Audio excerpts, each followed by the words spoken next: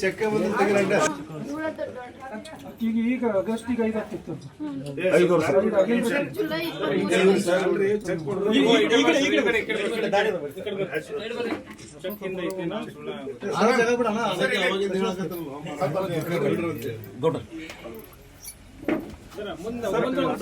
Sir ಆ ಕಡೆ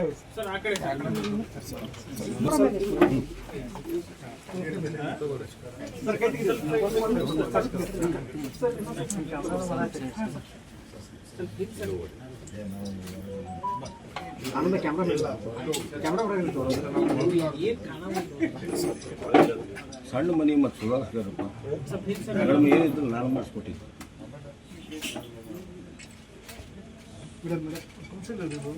sir ಒಂದು ನಿಮಿಷ ಸರ್ ಒಂದು ಸ್ವಲ್ಪ ಒಳಗೆ ಸರಿ ಕ್ಯಾಮ್ರಾ ಮ್ಯಾಗ ಆನಂದ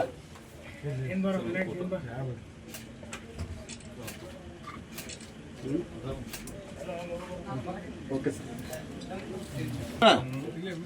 ಬಾಯಿಲಿ ಇಲ್ಲಿ ಬಾ ಉಳಿದವರೆಲ್ಲ ಹೆಲಿಕಾಪ್ಟರ್ ಹೌದು ಹೆಲಿಕಾಪ್ಟರ್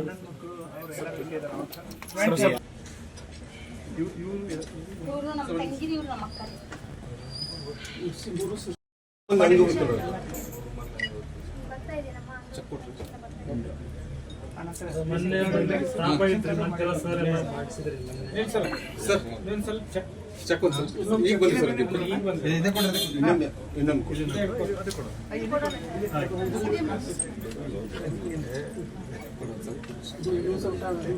ಹಿಂದೆ ಇಲ್ಲಿ ಬಾ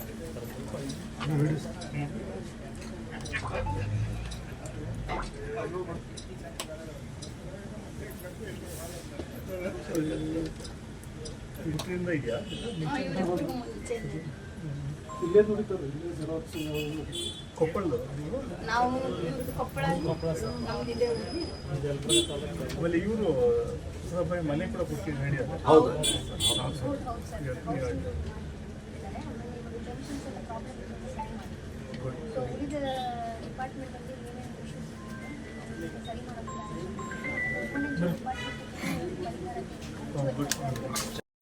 ಅವರೆಲ್ಲರಿಗೂ ಕೂಡ ಘೋಷಣೆ ಆಗಿ ಈಗಾಗಲೇ ಎಲ್ಲ ಅಕೌಂಟಲ್ಲಿ ಕೂಡ ದುಡ್ಡು ಹೋಗಿದೆ. ಎಷ್ಟಾಗಿದೆ ಟೋಟಲ್ ಎಲ್ಲ 8 ಜನಕ್ಕೆ ಸಂಪೂರ್ಣವಾಗಿ 40 ಲಕ್ಷ ರೂಪಾಯಿ ಏನು ಬರಬೇಕಾಯಿತು. ಈಗಾಗಲೇ ಅವರೆಲ್ಲ DBT ಮೂಲಕ ಅದನ್ನು ಆಲ್ರೆಡಿ ಕಳಿಸಿದ್ದೀವಿ. ಏನು ಮಾಡಿ ಇವತ್ತು ಏನು ಪೆಂಡಿಂಗ್ ಇದೆ 10 ಲಕ್ಷ ಅವರಿಗೆ ಅಕೌಂಟಿಗೆ ಜಮಾ ಆಗಿದೆ. ನಮ್ಮ ಪರಿಹಾರ ಬಂದಿಲ್ಲ ಅಂತ ಹೇಳಿ ಚೆಕ್ ಮಾಡ್ಕೋಬೋದು. 8 ಜನಕ್ಕೆ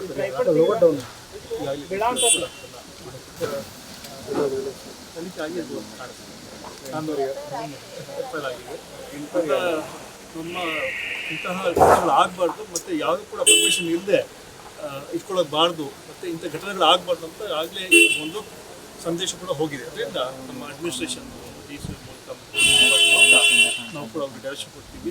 ಯಾವುದೇ ಇದಿರ್ಬೋದು ಅಥವಾ ಪಟಾಕಿಗಳಿರ್ಬೋದು ಬೇರೆ ಏನಾದರೂ ಸ್ಟೋರ್ ಮಾಡೋಂಥದ್ದು ಬಹಳಷ್ಟು ಕಷ್ಟ ಇಂಥದ್ರಲ್ಲಿ ಬ್ಲಾಸ್ಟ್ ಆಗೋದಂತ. ಅದರಿಂದ ಇದಕ್ಕೆಲ್ಲ ಕಡಿವಾಣ ಹಾಕಲಿಕ್ಕೆ ನಾವು ತಮ್ಮ ಮೂಲಕ ಯಾರು ಪರ್ಮಿಷನ್ ಇಲ್ಲದೆ ಎಲ್ಲಿ ಇಡಬೇಕು ಅಂಥ ಕಡೆ ಮಾತ್ರ ಇಡಬೇಕು.